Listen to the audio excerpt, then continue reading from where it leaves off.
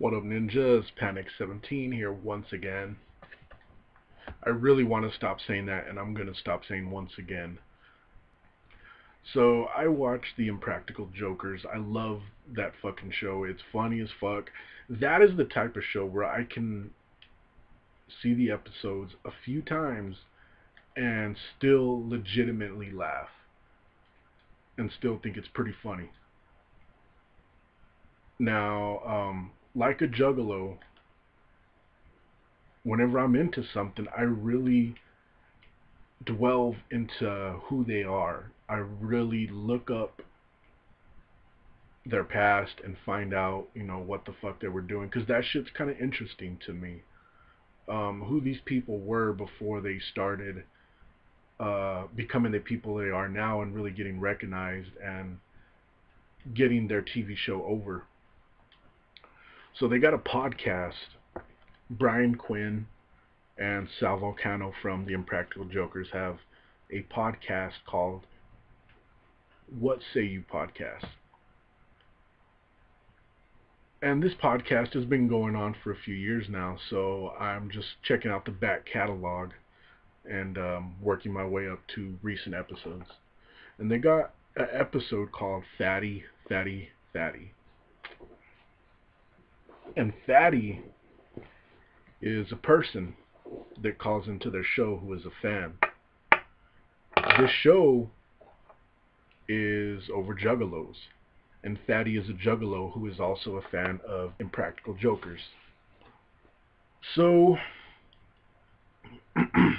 I'm listening to it, and they really don't got nothing much bad to say about the juggalos. Of course, they do recognize that there is a bad crowd in every bunch. So, they're talking to this kid. They're getting questions out of him. They're talking about the gathering. They even talked about sending him to the gathering to get a report for them. If that ends up happening, I do not know, because I'm still in the middle of their podcast. And it was a few months before the gathering had even went down, so maybe they sent him, maybe they didn't. I don't know at this point.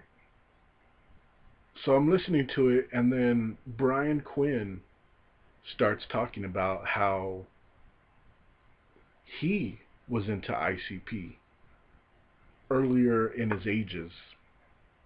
He even had some merch. He had a jersey, he had the Riddle box, and he had the Great Malenko. And he says that he still has those to this day. That's pretty crazy, right? So I thought that was pretty cool that he gave them props. He said that they're not cool guys, but he said that they got good music.